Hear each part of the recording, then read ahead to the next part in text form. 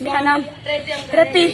प्रतीक, क्या घटना हुई है आपके साथ? ಹಾಯ್ ಎಲ್ಲ ಸ್ನೇಹಿತರೆ, ಎಲ್ಲರಿಗೂ ನಮಸ್ಕಾರ. ನಾನು ಉಮೇಶ್ ಗುತ್ತೇದಾರ್. ಸ್ನೇಹಿತರೆ, ಇತ್ತೀಚೆಗೆ ತಾವೆಲ್ಲರೂ ಕೂಡ ಒಂದು ವಿಡಿಯೋನ ನೋಡ್ತಾ ಇರ್ತೀರಿ. ಸೊ ಆ ವಿಡಿಯೋನ ನೋಡಿದಿರಿ. ಸೊ ಅದು ನೋಡ್ರಿ, ಆ ವಿಡಿಯೋನ ನೋಡಿದ್ರೆ ಪ್ರತಿಯೊಬ್ಬರಿಗೂ ಕೂಡ ಕಳ್ಳನ ಕೂಡ ಕಿತ್ತಿ ಬರುವಂತಹ ಒಂದು ಸನ್ನಿವೇಶ ಕೂಡ ಆ ವಿಡಿಯೋದಲ್ಲಿ ತಾವು ನೋಡ್ತೀರಿ ಸ್ನೇಹಿತರೆ.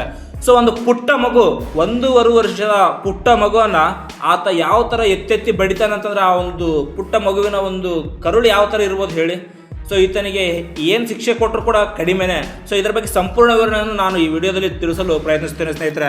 ಸೊ ನೋಡ್ರಿ, ಈ ಒಂದು ಘಟನೆ ಉತ್ತರ ಪ್ರದೇಶದ ಫಿರೋಜಾಬಾದ್ ಜಿಲ್ಲೆಯ ಶಿಕೋಹಾಬಾದ್ನಲ್ಲಿ ಯಾದವ್ ಕಾಲನಿಯಲ್ಲಿ ನಡೆದಂತಹ ಒಂದು ಘಟನೆ. ಸೊ ನೋಡ್ರಿ, ಆ ಮಗುವಿಗೆ ಕೇವಲ 1 ವರ್ಷ 5 ತಿಂಗಳು ಮಗು ಅದು.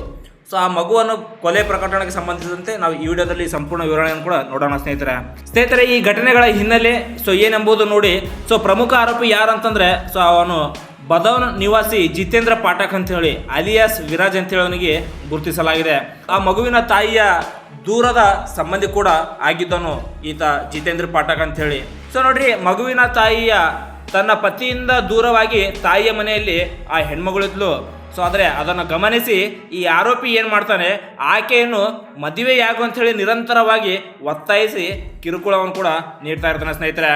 ಸೊ ಆದರೆ ಆ ಮಹಿಳೆ ಆತನ ಮದುವೆಯ ಪ್ರಸ್ತಾಪನೆಯನ್ನು ತಿರಸ್ಕರಿಸಿದಳು. ಮತ್ತು ಈ ಒಂದು ಮದುವೆಗೆ 1.5 ವರ್ಷದ ಮಗು ಆರವ್ ಅಂತ ಹೇಳಿ ಅಡ್ಡಿಯಾಗಿದ್ದಾನೆ ಅಂತ ಹೇಳಿ ಭಾವಿಸಿ ಏನ್ ಮಾಡ್ತಾನೆ, ಅವನು ಆ ಮಗುವನ್ನು ಕ್ರೂರವಾಗಿ ಹತ್ಯೆಗೆ ಮುಂದಾಗ್ತಾನೆ ಸ್ನೇಹಿತರೆ. ಸೊ ನೋಡ್ರಿ, ಈ ಒಂದು ಘಟನೆ ಮೇ 30, 2026ರಂದು ಶಿಕೋಹಾಬಾದ್ನಲ್ಲಿ ನಡೀತದೆ. ಸೊ ಆ ಒಂದು ಮಹಿಳೆ ಮತ್ತು ಆಕೆಯ ಕುಟುಂಬದವರು ಇದ್ದ ಜಾಗಕ್ಕೆ ಈ ಆರೋಪಿ ಇಲ್ಲಿಗೆ ಬರ್ತಾನೆ. ಸೊ ಆರೋಪಿ ಯಾರಂತಂದ್ರೆ ಜಿತೇಂದ್ರ ಪಾಠಕ್ ಅಂತೇಳಿ ಆ ಒಂದು ಜಾಗಕ್ಕೆ ಬಂದು ಸೊ ಮಗುವಿಗೆ ಏನು ಮಾಡ್ತಾನೆ, ಚಾಕ್ಲೇಟ್ ಕೊಡ್ತೀನಿ ಅಂತ ಹೇಳಿ ಆ ಮಗುವಿಗೆ ಕರ್ಕೊಂಡು ಹೋಗ್ತಾನೆ ಸ್ನೇಹಿತರೆ. ಸೊ ಚಾಕ್ಲೇಟ್ ಕೊಡ್ತೀನಿ ಅಂತ ಹೇಳಿ ನಂಬಿಸಿ ಮನೆಯಿಂದ ಹೊರಗಡೆ ಆ ಮಗುವನ್ನು ಕರ್ಕೊಂಡು ಹೋಗ್ತಾನೆ. ಸೊ ಜನರು ಇಲ್ಲದಂತಹ ಒಂದು ನಿರ್ಜನವಾದಂತಹ ಗಲ್ಲಿಗೆ ಕರ್ಕೊಂಡು ಹೋಗ್ಬಿಟ್ಟು ಆ ಮಗುವನ್ನು ಕ್ರೂರವಾಗಿ ರಸ್ತೆಗೆ ಎತ್ತಿ ಅಪ್ಪಳಿಸಿ ಆ ಮಗುವನ್ನು ಕೂಡ ಕೊಲ್ತಾನೆ ಸ್ನೇಹಿತರೆ. ಸೊ ಈತನ ಒಂದು ಮನಸ್ಸು ಕೂಡ ಹೇಗಿರ್ಬೋದು ತಾವು ವಿಚಾರಣೆ ಮಾಡಿ. ಸೊ ಇಂಥರಿಗೆ ಎಂಥ ಶಿಕ್ಷೆ ಕೊಟ್ಟರು ಕೂಡ ಕಮ್ಮಿನೇ. ಯಾಕಂದ್ರೆ ಆ 1.5 ವರ್ಷದ ಮಗು ರೀ, ಚಿಕ್ಕ ಮಗು.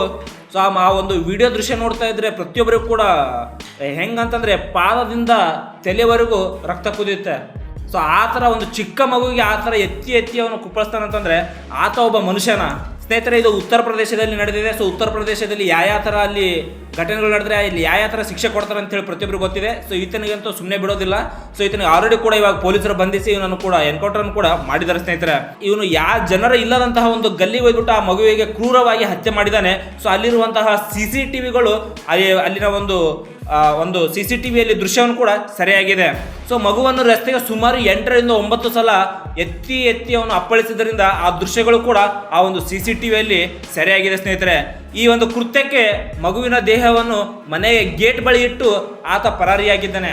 ಸೊ ಅಂದ್ರೆ ನೋಡ್ರಿ, ಆ ಮಗುವಿಗೆ ಚಾಕ್ಲೇಟ್ ಕೊಡ್ತೀನಿ ಅಂತೇಳಿ ಕರ್ಕೊಂಡು ಹೋಗ್ಬಿಟ್ಟು ಸೊ ಆ ಮಗುವಿಗೆ ಕ್ರೂರವಾಗಿ ಹತ್ಯೆ ಮಾಡಿ ಮತ್ತೆ ವಾಪಸ್ ಮನೆಗೆ ಆ ಮಗುವಿಗೆ ಕರ್ಕೊಂಡು ಬಂದ್ಬಿಟ್ಟು ಆ ಗೇಟ್ ಹತ್ರ ಇಟ್ಬಿಟ್ಟು ಹೋಗಿರ್ತಾನೆ ಇವನು. ಸೊ ಅಲ್ಲಿಂದ ಓಡೋಗ್ತಾನೆ ಸ್ನೇಹಿತರೆ. ಸೊ ನೋಡ್ರಿ, ಎಂತೆಂಥ ಘಟನೆಗಳು ನಮ್ಮ ದೇಶದಲ್ಲಿ ನಮ್ಮ ರಾಜ್ಯದಲ್ಲಿ ನಡೀತಾ ಇದೆ ಅಂತಂದ್ರೆ ಸೊ ನಾವು ಎಷ್ಟು ಎಚ್ಚೆತ್ಕೊಂಡ್ರು ಕೂಡ ಕಡಿಮೆನೆ ಸ್ನೇಹಿತರೆ. ಈಗ ನೋಡ್ರಿ, ಈ ಒಂದು ಪ್ರಕರಣಕ್ಕೆ ಸಂಬಂಧಪಟ್ಟಂತೆ ಪೊಲೀಸರು ಕ್ರಮವನ್ನು ತೆಗೆದುಕೊಂಡು ಎನ್ಕೌಂಟರ್ ಕೂಡ ಮಾಡಿದ್ದಾರೆ ಸ್ನೇಹಿತರೆ. ಸೊ ಪ್ರಕರಣ ದಾಖಲಿಸಿಕೊಂಡ ಶಿಕೋಹಾಬಾದ್ ಪೊಲೀಸರು ಆರೋಪಿಗಾಗಿ ವಿಶೇಷ ತಂಡವನ್ನು ರಚನೆ ಮಾಡಿ ಅಲ್ಲಿ ಪತ್ತೆ ಹಚ್ಚಿದರು. ವೈನ್ಪುರಿ ರಸ್ತೆ ಬಳಿ ಆರೋಪಿ ಏನು ಮಾಡಿದ, ಅಲ್ಲಿ ಅಡಗಿಕೊಂಡಿದ್ದ ಆರೋಪಿ. ಸೊ ಆತನನ್ನು ಮಾಹಿತಿ ಪಡೆದ ಪೊಲೀಸರು ಏನು ಮಾಡಿದ್ದಾರೆ, ಆತನನ್ನು ಬಂಧಿಸಿ ಮುತ್ತಿಗೆ ಹಾಕಿದಾಗ ಪೊಲೀಸರ ಮೇಲೆ ಅವನು ಗುಂಡು ಹಾರಿಸ್ತಿದ್ದಾನೆ. ಅಂದರೆ ಯಾವ ಥರ ಇರ್ಬೋದು ನೋಡಿ, ಪೊಲೀಸರ ಮೇಲೇನೆ ಗುಂಡು ಹಾರಿಸ್ತಾ ಇದ್ದಾನೆ.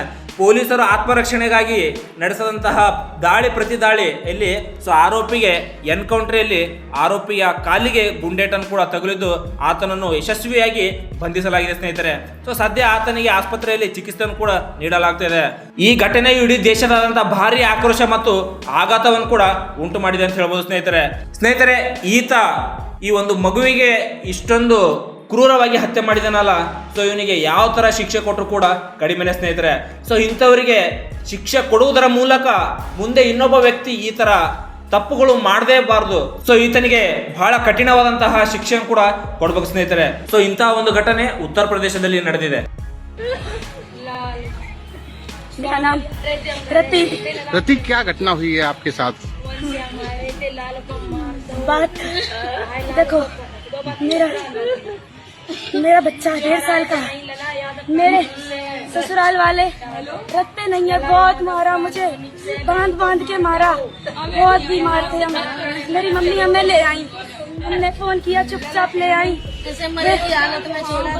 फिर उनके बुआ का लड़का मेरे पास फोन करता रहा, हम रिश्ता देखते रहे, मेरा देवर है, उस तरीके से हम बात करते रहे। फिर बोला हम मिलने आ रहे हैं, वो आया, उनसे बोला शादी कर लो, हमने कहा नहीं, मेरे पास एक बच्चा है ना। तो यहाँ पे मिलने आया, बाबू से बोला बाबू चलो टॉफी खाने चल रहे हैं। मैंने बाबू दे दिया, मैंने कहा अपना ही तो बाहर ही तो ले जा रहा है। उसी ने बोला छोटे से बच्चे से कि तुम चले जाओ साथ में, तो बोला कि वो इधर ही तो गए हैं भैया।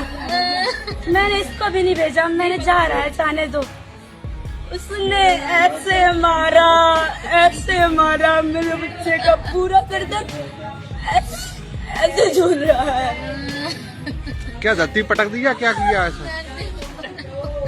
कहाँ पर पटका, किस जगह पर?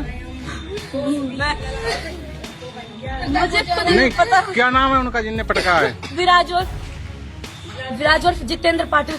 ये कौन है आपके? मेरी बुआ सास का लड़का। उन्होंने हत्या की है बच्चे की? हाँ। आप उनके यहाँ आई थी? नहीं, हम अपनी मौसी के यहाँ आए थे, वो यहाँ पे ही आया था।